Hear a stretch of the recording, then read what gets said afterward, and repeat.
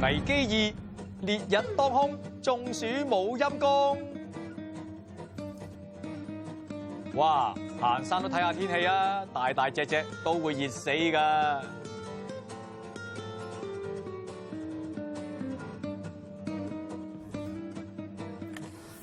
你個郊遊徑行過幾個山頭？等陣先，我冇晒力啦。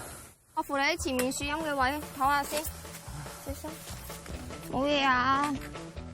呢位朋友已經出現咗熱衰竭嘅徵象啦，再嚴重啲嘅話，會惡化成中暑添㗎。中暑嘅死亡率係高達50%㗎。如果係你，你會點做咧 ？A. 用藥油搽身，一口氣大量飲水。B. 用水沖身。C. 用水抹身，再慢慢飲水。千鈞一髮，英明抉擇，你會點揀？